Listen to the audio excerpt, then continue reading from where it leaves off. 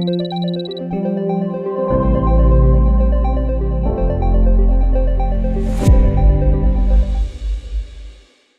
to the MSP Owner Podcast. Today we're speaking with Mitch Redekopp, the CEO of River City Technology Services, an MSP based in Saskatchewan. Under Mitch's leadership, River City has established itself as a trusted partner in the region. The company does approximately $1.6 million of annual revenue and has 6 or 7 employees. In today's episode, we're going to touch on a variety of things, operational, financial, but I'm particularly interested in talking about his transition from a break-fix shop to a recurring managed service provider model. Sometimes a tough transition for some people and businesses. So, Mitch, thank you very much for joining me on the MSP Owner Podcast. Thank you. Thanks for having me. Start off, could you dive into your background and what River City looks like today? Yeah, absolutely. So I started out in 2014. I was actually in IT school. So before that, I was about 6 years as a line cook, working in different restaurants. Just had a child for the first time and thought I got to get out of this restaurant industry. So I took a 1-year course for IT administration. And during that course is when I actually met the previous owner of River City Tech. He was our teacher at the time. And 3 months into that, he quit and started this company, River City Tech. So during that whole year, I kind of just hounded him for a job. Luckily, he gave me the pleasure of walking around delivering flyers while I was in school. And then sure enough, when I was done that 1 year, he did hire me as his first employee. So that's kind of where I initially got into it. But the company itself, he himself was a Microsoft MVP in Access databases, which I didn't realize at the time that was going to be our primary focus. So I basically try to unlearn everything I learned in IT school and how to focus on Access databases. For those who aren't familiar, what does that mean? And what did that mean back then? And then what does that mean today? The Microsoft MVP part? Yeah. Yeah. I think, back then it was just, he was either one or two of the people that were acknowledged in Canada as being someone in the Access database community that was giving back, always talking on forums and providing samples and giving out free information or teaching more, things like that. So I think it's still a lot of, you still see it today a lot, but probably not in the Access database world. I'm sure that's dwindling slowly. Yeah, I figured, but I didn't know if it was still a hot topic and how you got new clients today versus, how the business started. Yeah, that's full circle. We went through a whole bunch of different things between the Access databases. And then moving on, later on, we did get full circle into software development for a while, where we were taking the Access databases, turning them into web apps. And that was a learning experience for myself as well. That's kind of when I had taken over and wasn't really understanding that, one-off projects do end at some point and you got to really plan to have another one in place. So I think it was July 2 years ago, we finally dropped our software development side and decided to refocus on just cybersecurity and managed IT services. It sounds like, at least based off of what I saw in your background, you started out before River City, you worked for a voice company, or was that part of what this was? Yeah, no, that's actually something newer for us. It is just a brand of our company. So we did add on VoIP services as well, just to give another piece of our, all-in-one technology stack where we want to be the only person that our clients have to call, right? So whether it's website design or phone services or their IT, just that one partner, one phone number. This is your first job out of school. Yeah, so you haven't worked anywhere else except for, and now you're one of the owners of the company. At least out of IT school, correct? Yeah, I've had a lot of cooking jobs, a lot of those. Got it. Yeah, got it. So it started off, you were the first employee at the company from someone who was the initial founder, and he had a bunch of expertise in this database management, and that's how he got the initial client base, right? And so what did you do back then? What was like the scope of the nature of the work? Was it you were a technician or coder, or what did that look like? Yeah, fully. Mainly Access databases for sure. We had quite a few large projects that he was working on, recurring clients, that kind of stuff. But I would say that my day-to-day, as soon as I got out of school, it was learn everything you need to know about VBA code and Access databases and how they work. So taking the lead on that, he did a little bit of website development, too back in the day, a lot of like Joomla stuff and learning, Joomla and WordPress and all those backends. Quite ashamed of some of the websites they put out way back then, but that's just the way it goes. You got to learn somewhere. So yeah, lots of learning like that. And IT was very much our like last thing we thought about. It was, oh, well, since you're doing our Access database, can you help us with some IT? Which seems weird because he was, the teacher of IT administration at the school I went to. But Access databases and websites were definitely our number one thing. So I always joke that that's basically it. I went to school for a year, then I spent 2 to 3 years just unlearning everything I was taught and learning something different. I'm curious about the transition from that business to the one that it looks like today, right? Yeah. I'm sure that the things that the company is doing is very different. Was that a pretty gradual transition from more database focused to taking on more network and IT type business? Can you talk about that?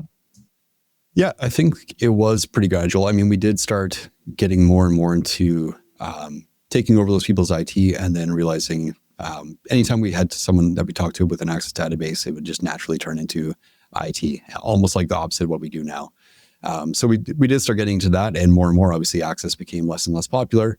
More things were coming out to replace that. So that side of the business just started to dwindle. We still had our current clients and current recurring things we had to do for fixing those up, but the new projects kind of started slowly not coming in. But I'd say the biggest turning point for us as a company too was the old owner, Jeff Shirley, he owned an apiary. So he had this big need for protecting bees, right? The bee crime was up and he lived in a rural area. There was this initiative by Saskatchewan that he won. So he came up with this idea of how we could protect bees, and it was the Rural Crime Challenge. So he won that, and this all led into this other product that he called Bee Secure. It's based on LoRaWAN technology. And not to go too deep into the weeds of this, but that product itself was trying to help rural crime. We started working with the police on that kind of stuff. And this whole thing just started spiraling to the outside a little bit more, where then it all of a sudden changed in this whole thing with cold chain monitoring. Long story short, they got investors. And that's when it started being apparent that he had to focus more on this side of what he was doing. And it turned into its own business and started splitting out for us. So that's kind of when I would say his exit from the Access database stuff also stopped my love for wanting to keep that going.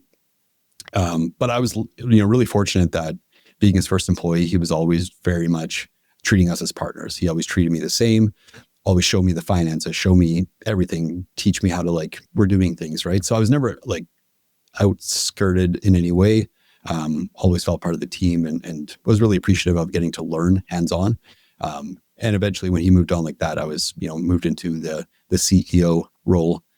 We did have employees at this point too, but that's when I would say the biggest time came when he exited a little bit and moved into this other company, still being the owner of this one. We kind of stopped the whole Access thing and focused more on IT. Sounds like he treated you a partner from the beginning, even when you were just, one of the first employees. Is that how you saw it from your seat? Absolutely. Yeah. And I think that's a huge part of it is the fact that he wasn't hiding anything, just completely open about absolutely everything, really helped me understand how businesses work too. Because like I said, I had no formal training. I mean, I went through high school, but I went to, restaurant industry life for however long. And then the first thing I ever did was IT. So I have no business background. I have no other training of any sort. So just learning as I go is the whole thing for me. Do you feel like you have a natural proclivity towards the business stuff or the technical stuff? Yeah, now? Definitely now. Probably the business stuff is more so where I'm leaning. Technical side, I get the joke all the time from my CTO that I'm #CEO. I'm getting to that point where I have those problems that I can't deal with myself, or I'm causing issues. So yeah, the technical side is dwindling down a bit, but yeah, I've always had a love for website development, so that's still close to my heart. I don't touch it anymore either, though, which is fine. It's where I got to be, right? So I know my position, I know my place, and I know how to delegate, and that's kind of where I got to be. How much of the business is still website development, software development versus managed services? Like, what's the percentage? Is there still any left? Percentages, yeah. Trying to think. Website development's not huge. I would say, for recurring purposes, maybe 5 or 10% of our total ARR is for like maintenance packages and so on. And then for the website sales, maybe makes up, 15% of the sales for the year, something in there. Nothing too big. But I still love it. I think it seems material, right? Because those end up being smaller dollar amounts. You probably have a lot of volume of clients, right? You probably have a lot of clients in small hosting packages. Yeah. So we get more and more of that. And definitely I use it as a part of our package tool, right? But besides this, we do all of this, plus we're going to host your website for you and we'll do your maintenance package for you, all part of your managed IT package, right? So it's another bonus for them to bring it in-house and have us host it for them. So it's a great way to, I get a lot of website leads. You get those brought in, then you start talking about their IT, and you'll be surprised how many website leads can turn into IT clients. So I figure interesting. No point in stopping it, right? So you're kind of using website leads and development as an opportunity to transition into fully managed IT. Correct. And it works the opposite way. If we bring an IT person in, when they want to revamp their website, they talk to us first, right? Very cool. How is that translated into how you think about sales? It sounds like your sales focus is local. Is that correct? You're locally focused mostly? Definitely locally focused at this point. Gotcha. So you're locally focused, and then what are the types of sales activities? Because at 6 employees, you probably don't have a full-time salesperson. It's probably you.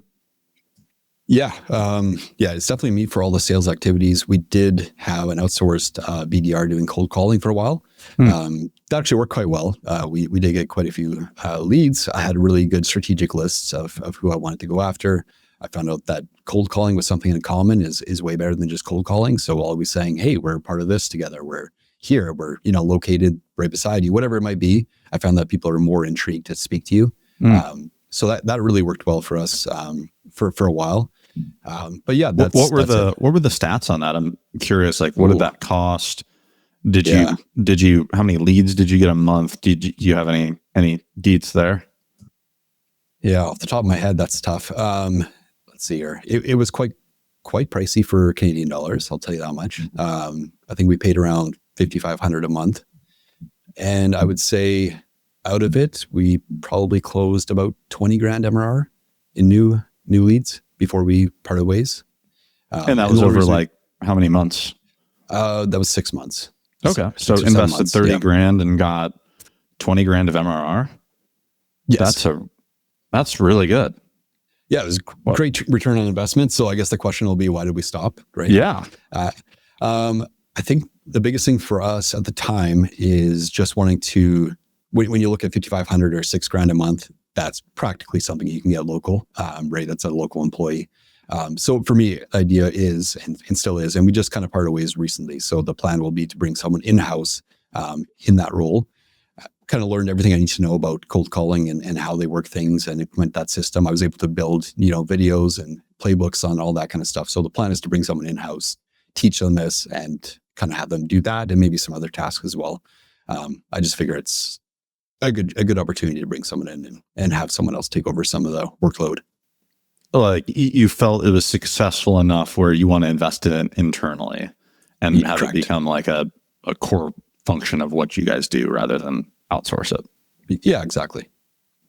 Wow, that's pretty impressive. I think people will be surprised at that because a lot of what I hear from cold callers or from people that are doing cold calling is, oh, it didn't work. Oh, I think you hit it on nail on the head is the focus and having something that's relative to the client, whether that's location, end industry, whatever. Like there's got to be some commonality or no one's going to care.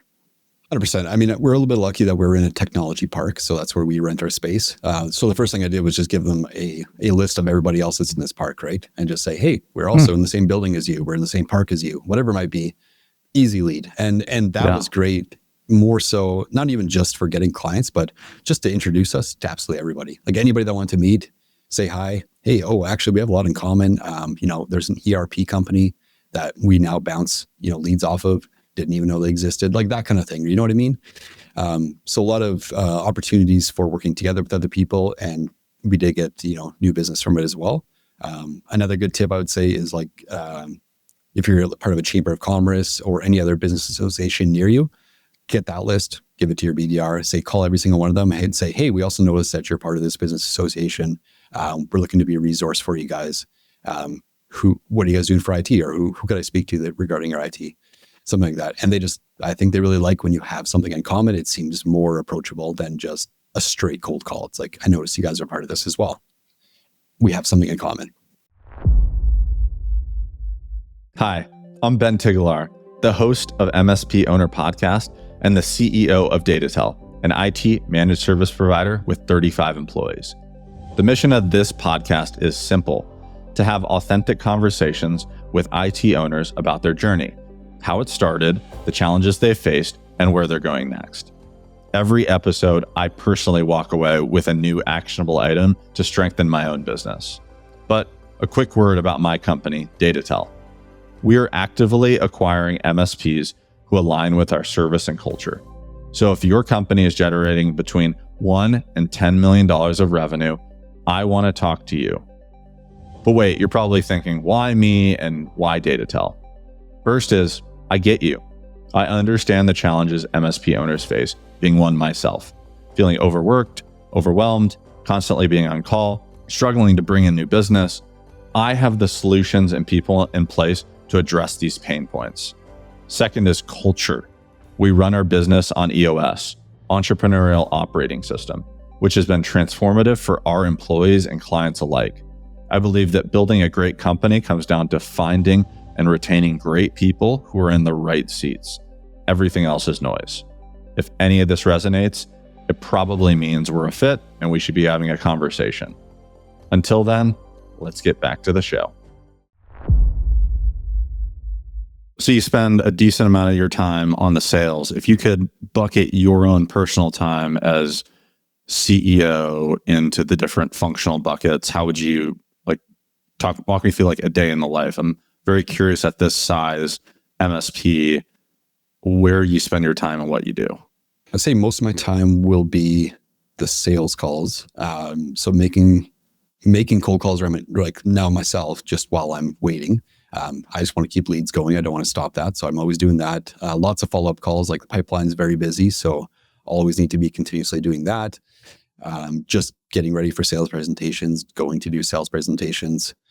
We still do those in person as much as we can because I just love meeting people. And then just having, coffees with prospects, coffees with people that we could work with. And then just trying to respond to my email once or twice a day, see what's in there and handle things that way. But yeah, a lot of it will be just strategic thinking as well, trying to plan what the future looks like for the business and, coming up with things like that. Wow. So you must have a really strong technical partner. Who is your CTO? Yeah, my CTO is Eric Yelty, who is also actually my lab partner when I went to school for that 1 year at IT. So he got a job at the Research Council, which was actually across the street from us. So we've been, hanging out, going for lunches for the last, 7, 8, 9 years. And then when it came to time when Jeff was willing to sell the business, that's when I asked Eric if he was willing to leave his comfy government job and come over and take a chance. So yeah, he came over and helped me purchase the company, and we took over together that way. Yeah, one of the challenges that a lot of MSPs in this size range face is that the owner is stuck doing the operations, and it sounds like you're not really doing a lot of that, which is really unique. How do you guys structure that so that can happen? Is it your model and how you've deployed things with? Why do you think that others have that problem and you don't? I don't know. I think half of it is that I was lucky to bring in somebody at that role in a partnership role where he actually has an investment in the company as well. And I know that I can trust him not to leave and that he's going to run everything, that kind of thing. He is technically strong. Like he was, working in IT for the last 8 years, unlike me doing access databases and websites and forgetting everything. So having him come in and take over was great. As soon as he did, we were still smaller at the time for sure. I think we had like one other staff member. So it was just 3 of us, but I let him kind of control the help desk. I say to him, like, the help desk is yours. Those are your staff. You deal with it. I will be part of the hiring process still and meet them, whatever it might be, but I want to make sure that that's his baby and he controls it, and rip that Band-Aid off as soon as I can, right? Just, I don't want to be part of it. I don't want to hear about it. I mean, I do. I'm just kidding about that, but you know what I mean? But really, you don't. Yeah, I don't want to get assigned tickets anymore, nothing like that. And I really don't. Like, I get assigned a ticket if it is something very random. That needs my attention, right? But Are you doing account management too, or is that on your CTO's lab? Actually, no. So we do have a new hire for a client success manager. We got her 3 or 4 months ago. So we brought someone in to handle that as well. So she's going to be doing all of my business reviews and annual reviews and 1 month reviews. We got lots of different kind of things that we started planning, like bringing onboarding treats. We got, goodie bags for the employees when we bring them the help desk buttons. So we bring them on site, we give them the one-on-one training. We say, hey, to everybody, drop it off their desk, say hello. She does all that. And then she'll be also doing, planning the business reviews, getting all the information together. And then we'll go together and deal with that stuff. So she'll be doing the client management, which is great. She's doing the ordering of the hardware, being the first connection now with our point of contacts. So one more thing off my plate. Another thing off your plate. That's huge. And then you can focus more on sales. Exactly. Where do you feel like, if you look out over the next few months, it sounds like your main focus is going to be on sales. Is that where you think the biggest opportunity is, or do you have operational stuff that you all have to figure out before you kind of get to the next level? I think it's a good mix. Operationals, that's probably my biggest weakness, and I'm not gonna hide that. That's one thing, especially without, like I said, no business background, no technical background like that in working in any of these businesses before. Having that internal operations set up properly has always been my biggest gripe, I think, and something I really wanted to get good at. So, KPIs, things like that, I always thought those were, fooey things that I didn't really care about. But I can see now that if you're going to grow, you probably do need those KPIs in place, and you might as well do it early, because it makes it probably a lot easier than having to figure it all out down the road.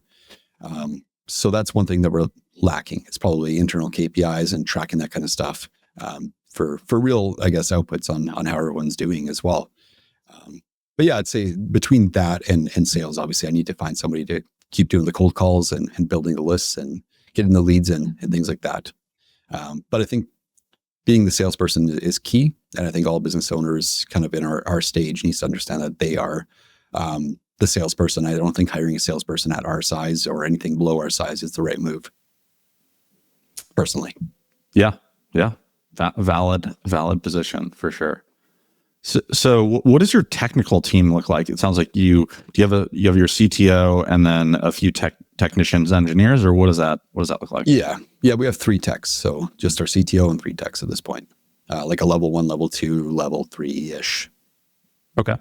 And no, have you run into issues as it relates to coverage or, people out on vacation and not being able to, like, if you had constraints around the operations at all? Yeah, I'd say we are probably feeling it a little bit right now. So we got an interview today. We're looking for a 4th tech. Absolutely. But I wouldn't say it's been so bad that, we've been worried, but I definitely want to get to the point where we're a proactive managed IT company, right? So the idea is that we don't have as many tickets as we do. We need our techs working behind the scenes and trying to get at least things for us even smoothed out more. So yeah, I think one more tech will definitely help with that. It sounds like you're selling mostly to local clients.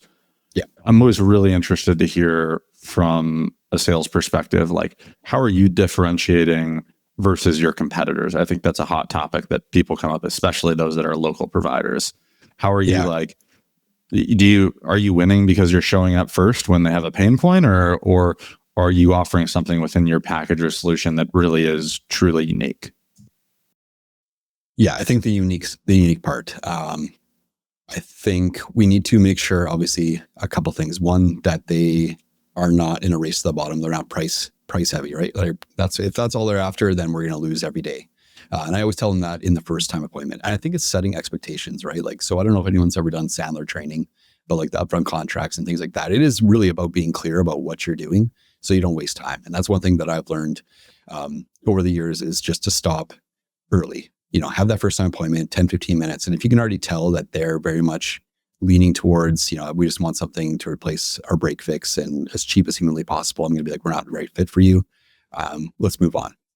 We can part as friends and whatever, but we're just not going to be the right fit. Where's the edge of where it becomes too cheap to even try to they need some education to understand what the value is that they're getting from you in your mind from a dollar per seat perspective?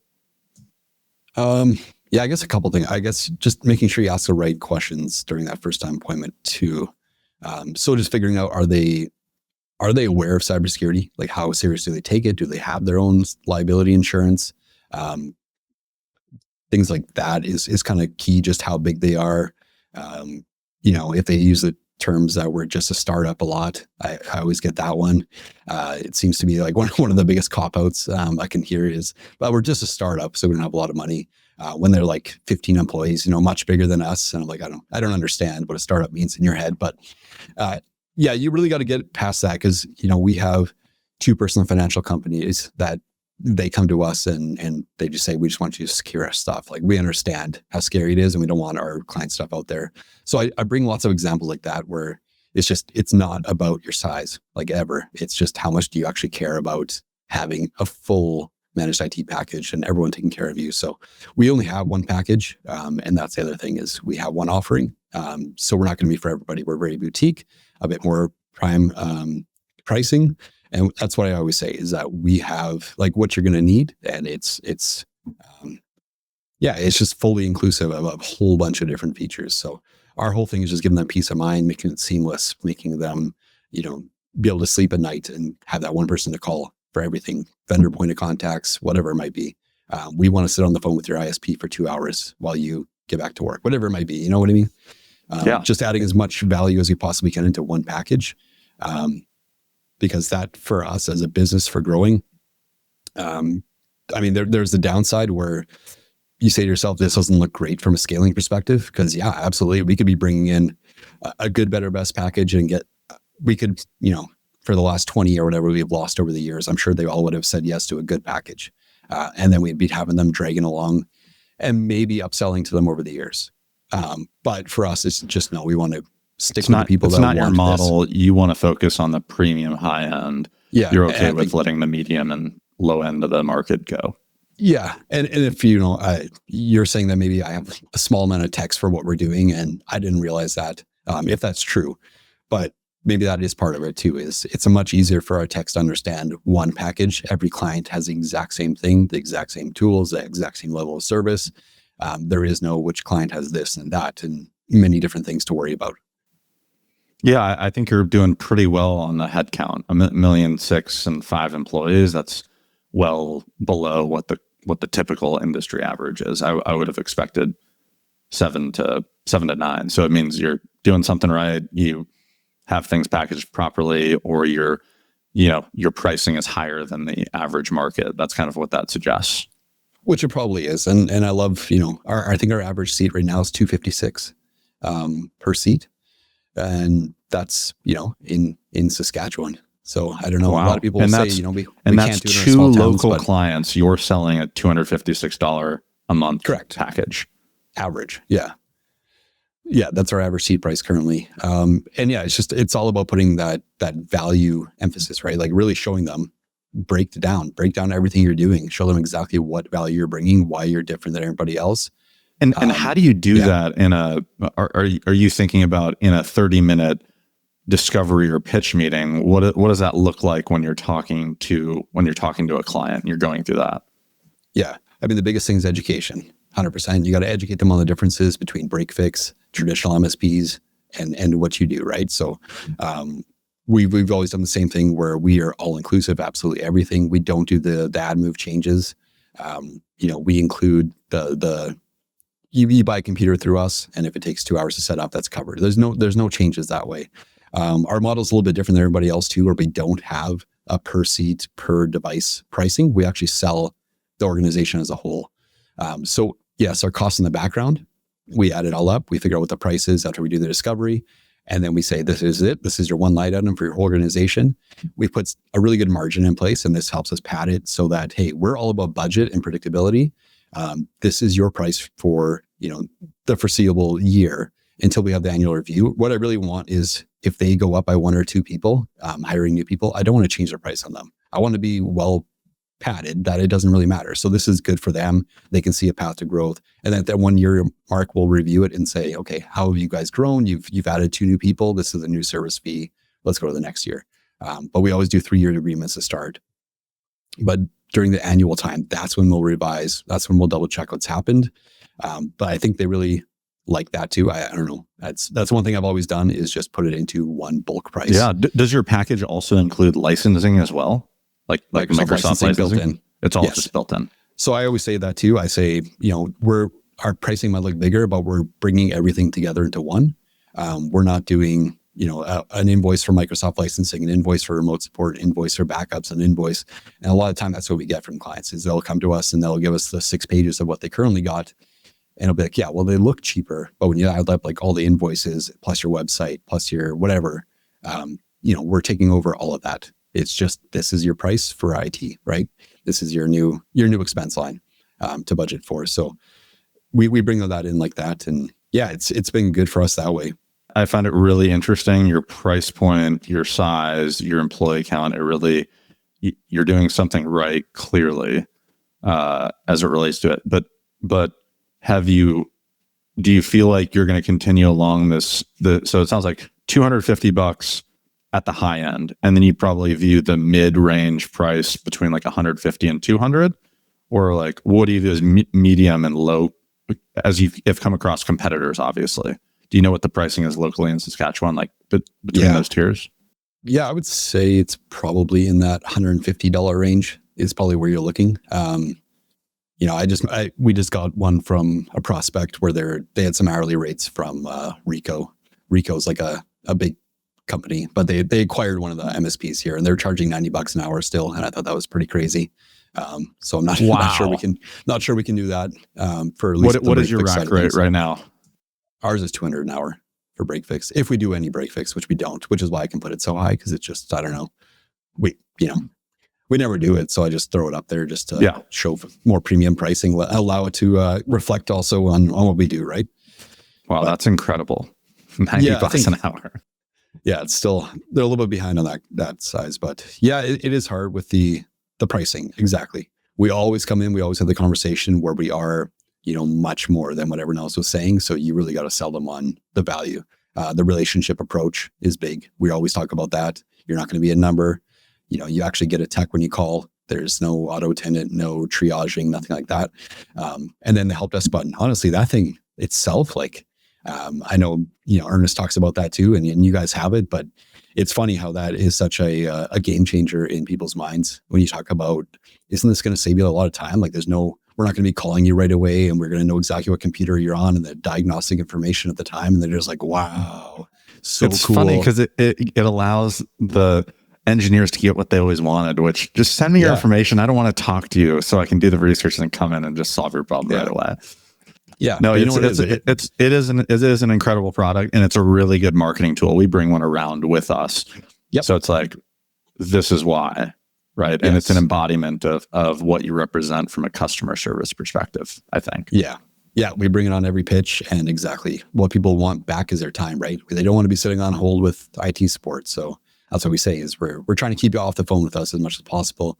We're trying not to send you that email that asks you 7 questions and you got to think about when you want to respond. It's like, we get all the information we need and hopefully we're going to solve it before we call you. And they love it. So just putting as many spins on that, like, what is it? I don't know anybody else doing that here. That's what's different about us. I'm very curious about what your discovery call looks like when you're talking to initial prospect for which they've indicated a general interest. Like, what does that look like? How long is it? What does it consist of? So, we do a couple of different things. I mean, I always say the FTA, the first time appointment will be 15 minutes. If it is going by really quick and they're like prepared, they're coming out with all of their numbers and they look like they're just ready for a sales presentation, I'll sometimes just skip that discovery call. In our statement of work and things like that too, we always do have the thing saying if we discover more things, then the pricing will change. And that always works out fine. So what we used to do as well was like the cybersecurity risk assessment. We used to mandatory do that before we'd engage with anybody. So we'd know exactly what's in their infrastructure. It was also another paid project. It gave them good details. And if they didn't want to move on with us, that's fine. At least they have a project, they can use that for something else. But since we stopped doing that, the FTA, and then if we need more information, I still love to go on site. I know it's a bit of a time suck. I mean, Saskatchewan's not bad. Getting around my city, I can get anywhere in like 6 minutes. So it's not crazy, right? But I love to go on site and love to meet people. And I think that if you were to count how many sales pitches I've done on Teams, basically on Teams versus going in person and actually meeting people and having that kind of thing. It would be a lot more closed if you actually go on site. And so really, you're doing a 15-minute, like, how do you do a real discovery in 15 minutes and talk about your model? Like, you don't. That's the thing. You have your 15 minutes and you kind of let it flow into 30 minutes if you need to. You just see how good it's going. But usually in the first 15 minutes, you can definitely tell whether it's going to work out or not. You can decide to axe it early or not. We're very,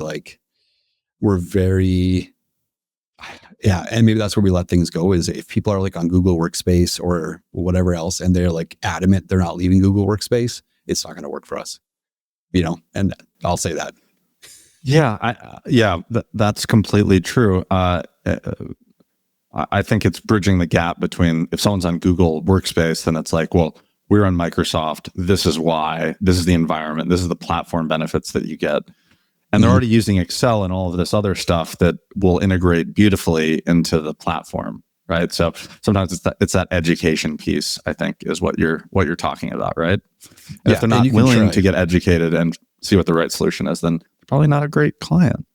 Yeah, exactly. Yeah, you bring it up right away, and that's the key. And we did have that with a new prospect that turned into a client, and that one was great. I mean, I had that one for first time appointment to closed. We did that in 4 days. It was great. But same thing, they were on Google Workspace and they agreed to do a migration and everything.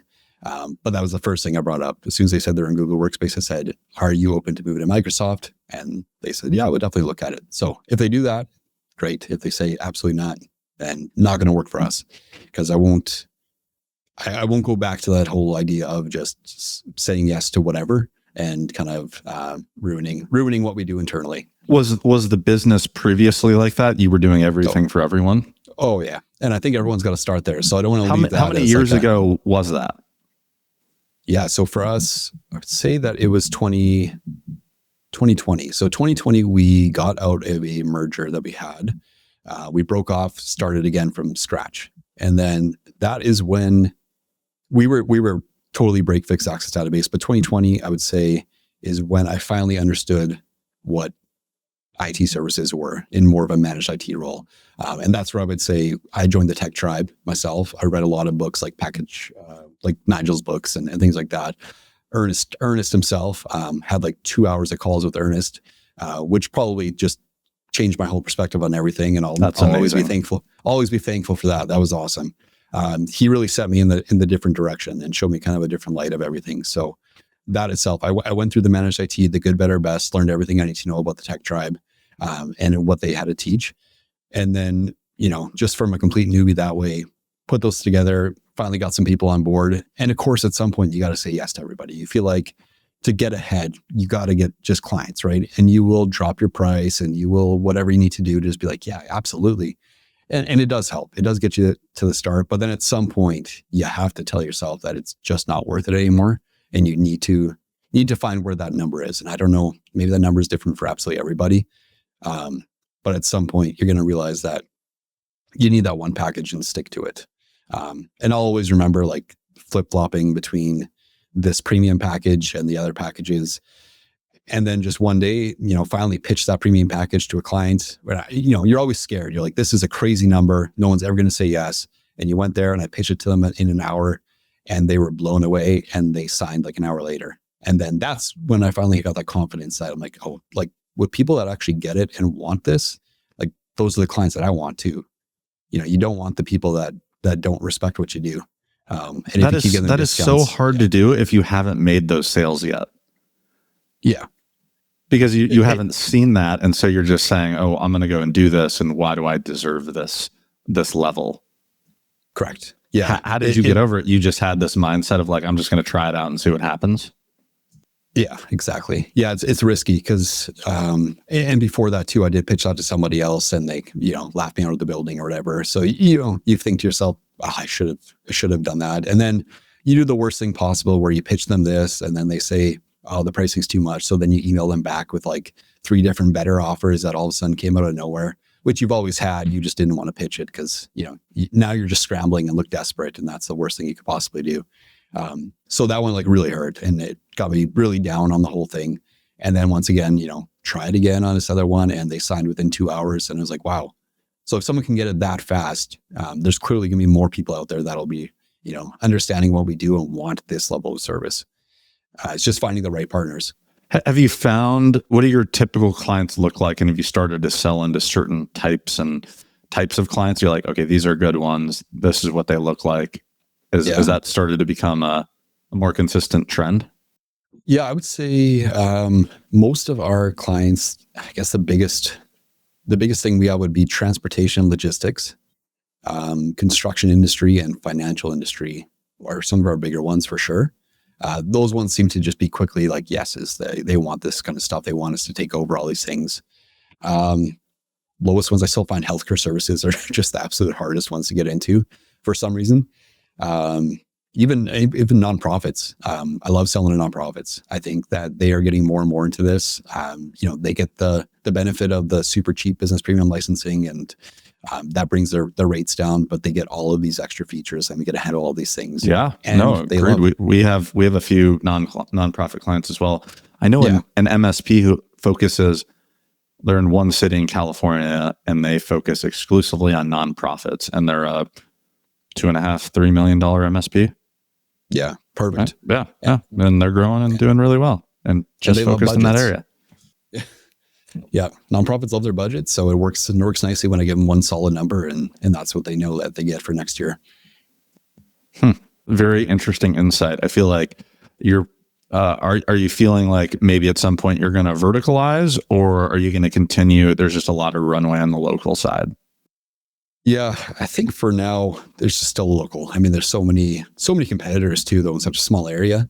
It's funny that way, but there's a lot of opportunity here. And I know that if we did take our time and maybe started stretching our legs a little bit and maybe looking outwards, you could probably grow a little faster too. So I think the first goal is just to still target local. We haven't done enough of that, and make sure we get our name out there more and attend more events and just get more well-known. I would say like the last year or two, especially when we took over in 2022, the business, I feel like the first year was just like, it's time to reintroduce our business. It was something the old owner maybe didn't do a lot of with the networking side of things. So it was important for me and Eric to kind of get out there and get involved, right? Get into some of the communities that way and get on some of the boards or whatever we could do to try to just get our names out there. I'm curious what happened with the merger. You said it was a failed merger. Explain what does that mean? Well, without going, I mean, it did go legal, so I'm going to go very broad on this one. Yeah, stay as broad as you need. But it was basically, we were back when we were doing the Access Database stuff. This IT company was much better at IT than us, and so what happened was we merged with them because it made sense. Just like we're better at the software stuff, they're better at the IT stuff. They were across the hall from us, perfect synergy, and so that went through with just like a letter of intent at the time. And we were there for 2 years. And in the 2 years, the whole agreement never got finalized. It was just still stuck on that letter of intent. This is where I was also still an employee and just kind of. Oh, you didn't have full purview to the situation, what was happening? Sure. I was a part owner in River City Tech at the time before we got to that part. But as soon as we moved into them, I was treated as an employee, not allowed to do anything, that kind of thing, even though I had a small ownership percent. So I was very outskirted on it. Just a lot of things like that. They lost a big client like the day after we merged, like their biggest client. So that kind of just reshuffled the numbers, lots of things like that. And then it was just a downfall of things that never got executed after that. So the whole agreement never did happen in the end. And then we're just like, might as well split and start over again. So just me and Jeff and left our one employee there and restarted again. Yeah. Sounds a little dramatic. There was some drama, I'm sure. Yeah. Yes. And it's you and Jeff are the owners now. You guys are the sole owners of the business. Jeff's the one that sold it to me. Yeah, okay. So you're the sole owner now. With Eric. Eric did purchase a small portion of it as well. So, but primary owner, yes. Wow, that's a pretty amazing. Pretty cool that this is your first job, and then you ended up buying the company, and now, you're at $1.6 million of revenue. What does growth look like for you guys over the next couple of years? Like, do you have specific targets in mind of where you want to get to and what you want the company to look like a year or 2 years from now? I mean, just this year, I was trying to hit 250 MRR would be great. I know it's you got to shoot big though if you want, and I think it's possible. We just need to keep keep the leads coming and keep closing. And at our seat price, it shouldn't take long. You just need a couple bigger clients. And I don't think it's too outrageous to say so. So going from what, 100 to 250? Yeah. So that's what, 150K of MRR difference? Yeah. Why so not? So that means over 12 months, you only have to sell 15,000 of MRR by yourself. Yeah. See, no problem. Yeah. I want to see your pipeline. Yeah. Yeah. Exactly. Yeah. You got to keep it busy, right? That's the thing. The more leads, the better. So that's awesome. Well, I'm excited to see where you take this. You're at one of those like inflection points where, you've done something really unique where your team, you're actually able to spend time on growing the business because the business is operating by itself. So like you're well ahead. You're operating as if you're a $3 million MSP right now based off of where you spend your time, which is really cool. It means you're going to grow. You're going to grow way faster than everyone else. I guarantee it. Yeah. I think delegating is just, oh man, it's the greatest thing ever. How did you learn to delegate? That's not like a natural thing that people understand. Man, that's a really good question. I'm trying to think. I've read so many books. I couldn't even tell you. But I'm sure a lot of them talked about this stuff. I mean, most recently, but obviously I was doing a lot of delegation before that. I just finished Buy Back Your Time by Dan Martell. And that one has been a game changer. It just reinforced my idea. And I was like, I'm already doing a lot of this stuff. So it is all about trying to figure out what you're doing that's low hanging fruit and what's worth your time the most, right? Like the website stuff, I realized I shouldn't be the one. And for the longest time, I was the only one doing website changes. Client emails in, we need something changed. It's the CEO doing it because I'm the only one that does websites. So quickly axed that, got an outsourced person to an outsourced team to help take over the small changes, right? And handle with that kind of stuff. So once again, time's freed up. I can focus on sales, that kind of thing. But yeah, delegating is key. And yeah, you do see too many things with that. And I'm not sure if it's, you see some owners who've been in the business 20, 30 years, and they still are, the number one tech. And I'm just not sure if it's just something that they don't know how to delegate, or they just really don't want to. Maybe they love the tech so much, they just never want to leave it. And that's probably okay too. I mean, everyone wants to run their business differently. Yeah, I think it's the engineer mindset, right? Like you want to complete and solve problems. You have tasks. You see things in terms of systems, and you keep getting drawn to it, and you want to solve problems yourself because that's how you feel important and make yourself feel good and what's familiar. So I think people just get in the rut of it because you have to do that when you're a $500,000 business. You're the technical expert, so you have to solve all those technical experts. So to grow out of that is a big transition. So I'm thoroughly impressed at where you're at and where you're going to go. That's really, really impressive. Yeah, thank you. Yeah, everyone's just got to be brave. I think that's it. Is don't be afraid to delegate because it is so much better afterwards. You got to just, and I think maybe I learned early when Jeff brought me on and treated me as an equal partner all the time and was never scared to show me anything. Right? He never hid anything from me, so I always had that mindset of completely transparent with staff, completely transparent with Eric, and just let him take it and run with it. Like someone says, right, the whole you don't hire people smarter than you to tell them what to do, right? That's just not the reason. So I'm always good to hire people smarter than me and hope they tell me what to do. That's the key. I'll let them handle everything. Hire people that are smarter than you. I like that. Yes. Well, Mitch, thanks for coming on the podcast. Super appreciate your time and digging into your background and what River City is doing. Really cool stuff. If folks want to get in contact with you, what's the best way to do that? Yeah. Well, you can reach me on LinkedIn, Mitch Redekopp, and then email me as well if you want, mitch@rivercitytech.ca. Cool. Thanks, Mitch. Talk to you soon. Awesome. Thanks.